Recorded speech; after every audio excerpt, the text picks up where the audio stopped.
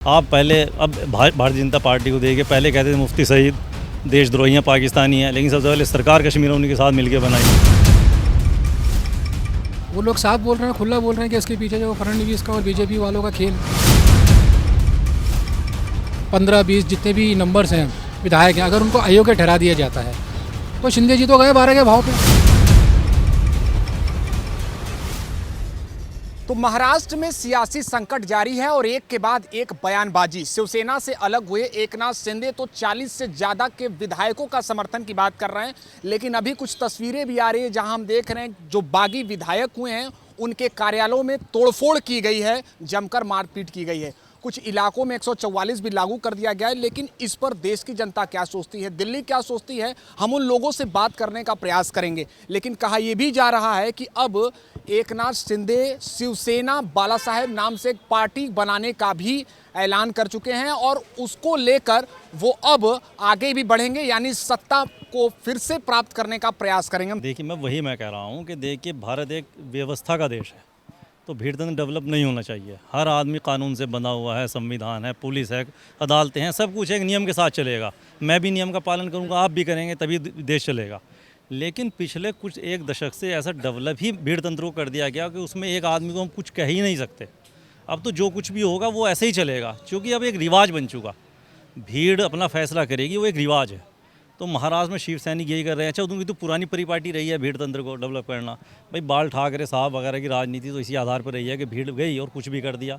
तो शिवसेना ने तो पूरी दुनिया को ये दिखाया है कि भीड़ भी सब कुछ कर सकती है। शिव सैनिकों के सामने तो हर पुलिस लाचार रही है महाराष्ट्र में। बताइए कब शिवसेना ने पुलिस की बात मानी है? कोई ऐसा उदाहरण दिया है? मैं पहले दी है कोई?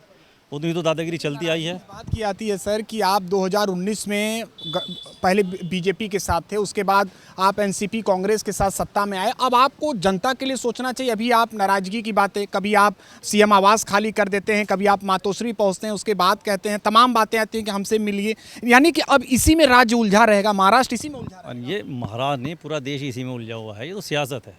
आप पहले अब भारतीय जनता पार्टी को देखिए, पहले कहते थे मुफ्ती सईद देशद्रोही पाकिस्तानी हैं, लेकिन सबसे पहले सरकार कश्मीर उन्हीं के साथ मिलकर बनाई। तो अगर जब भाजपा मुफ्ती मोहम्मद सईद के साथ जा सकती है, तो क्या शिवसेना एनसीपी के साथ नहीं जा सकती? ये तो राजनीति है भाई, इसमें तो सरकार बनानी पड़ती है। कोई किसी के साथ भी जा सकता है, कोई किसी के साथ कब चला जाए। सियासत में कोई ऐसा नहीं होता कि कुछ हो ही नहीं सकता, सब कुछ हो सकता है। आपको नहीं लगता सर कि अगर हम इस विषय में बात करें, 105 से ज़्यादा सीटें बीजेपी ने 2019 में हासिल की, लेकिन बड़प्पन है कि अभी तक कोई बयान नहीं आया।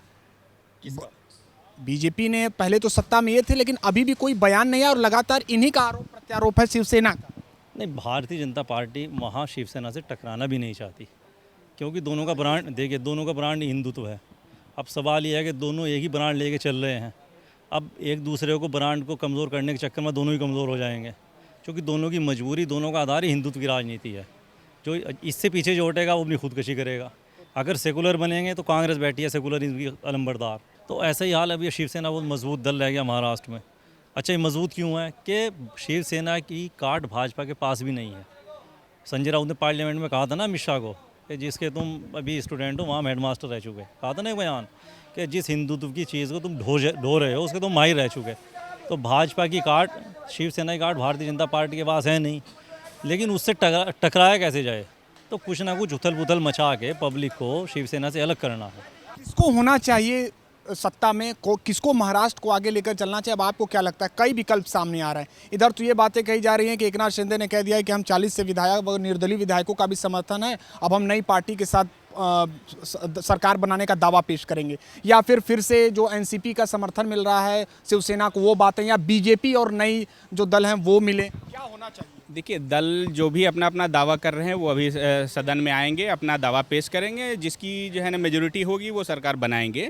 लेकिन हम यही कहा जाए, जिस तरह से अभी हमारे भाई माजिद खान ने कहा कि देश तो कानून से चलेगा। 3 नाम मैं बताता हूं आपसे, आपको कौन लगता है, या इसके अलावा जो विकल्प होगा आप बताएंगे। क्या देवेंद्र फडणवीस होंगे मुख्यमंत्री, या फिर उद्धव को ही सरकार चलाने देना चाहिए, और या फिर एकनाथ शिंदे को मौका? नहीं, अभी ऐसा है कि उद्धव ठाकरे ही सरकार चलाएंगे भी। वो जो भी कर रहे हैं अभी वो कर रहे हैं अपनी सियासी पैंतरेबाजी, सरकार तो वही चलाएंगे, खींचेंगे वही सरकार। क्या सोचते हैं जो महाराष्ट्र में जो चीज़ें चल रही है, लगातार 2019 में ही विधानसभा का चुनाव हुआ, कई बार सत्ता में उठापटक वहां पर देखने को मिला।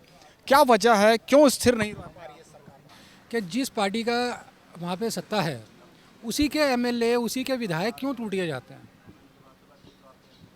फिर घूम फिर के जो है वो बीजेपी ही सत्ता में क्यों आती है? अगर आप महाराष्ट्र की बात देखी जाए तो कहीं ना कहीं पर्दे के पीछे खेल जो है वो फडणवीस साहब ही खेल रहे हैं। बहुत से लोग इस बात, मैं तो चलो एक आम आदमी मुझे साफ नज़र आ रहा है, लेकिन जो राजनीति के पंडित हैं वो लोग साफ बोल रहे हैं, खुला बोल रहे हैं कि इसके पीछे जो फडणवीस का और बीजेपी वालों का खेल है। राउत साहब के बयान पर क्या कहेंगे? ये कहना उचित है कि नहीं ये शिव सैनिकों का विद्रोह है, आक्रोश है, इसे रोका नहीं जा सकता? इस मौके पर जहां 144 लागू है, जहां पर महाराष्ट्र में तमाम जगहों पर विरोध प्रदर्शन चल रहा है, अपने कार्यकर्ताओं को जब ये बातें कह रहे हैं, उनको ये बयान देने से बचना चाहिए था? देखिए, एक जिम्मेदार पार्टी का एक जिम्मेदार प्रवक्ता होने के नाते इस तरह के उनको बयान तो नहीं देने चाहिए, क्योंकि हिंसा विपक्ष करे, सत्ता पक्ष करे, वो हिंसा हिंसा ही है। ठीक है जी, विरोध करने का आपके पास अधिकार है, आप शांतिपूर्ण तरीके से विरोध कीजिए, लॉजिकली अपने जो पॉइंट्स हैं, जो फैक्ट्स हैं, वो दुनिया को, जनता को समझाएं, महाराष्ट्र की जनता को समझाएं। अल्टीमेटली अगर आप देखें तो आपको जो जनता जनार्दन है बम्बई की, महाराष्ट्र की, निर्णय तो उन्हीं को करना है। कल अगर इलेक्शन हो जाता है तो बीजेपी या शिंदे जी ये तो अकेले पावर में नहीं आ सकते ना अपने बल के ऊपर, लाना तो इनको जनता जनार्दन नहीं है। तो आपको तो ये बात जो है वो जनता से कहनी चाहिए। अब रहा सवाल तोड़फोड़ करने का, उसके मैं हक में कभी भी नहीं हूँ और ना ही इस चीज़ का मैं समर्थन करता हूँ।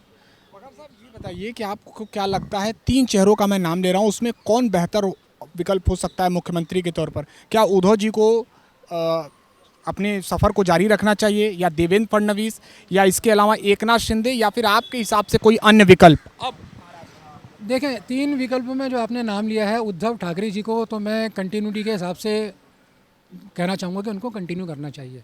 रहा सवाल अगर फडणवीस साहब या शिंदे जी आते हैं तो ये मेरी बात को ही सत्य करने वाली बात होगी कि अगर ये लोग दोनों में से कोई आता है, शिंदे जी के मुझे चांस कम लग रहे हैं, अगर लगते भी तो फिर वो शायद 50-50 फार्मूले के ऊपर चलेंगे, क्योंकि शिंदे जी के पास अभी शायद अकेले दम के ऊपर इतनी बड़ी ताकत उनके पास नहीं है कि वो अपनी सत्ता बना सकें।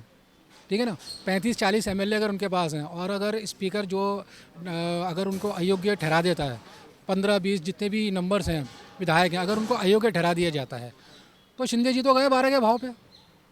अब रहा सवाल फडणवीस साहब का, वो एक फैक्ट हो सकता है कि उनके पास शायद इतनी पावर है, इतने विधायक हैं कि वो खेल खेल सकते हैं, लेकिन अगर उन्होंने खेल खेला और वो मुख्यमंत्री बन जाते हैं तो मेरी बात कहीं ना कहीं सत्य हो जाएगी कि पीछे पर्दे के पीछे वो कठपुतली नचा रहे थे। देखना होगा कि ये सियासी संकट आखिर में कब खत्म होता है, लेकिन एक के बाद एक वहां से जो तस्वीरें आ रही है वो ये बता रही है कि वहां का संग्राम जारी है।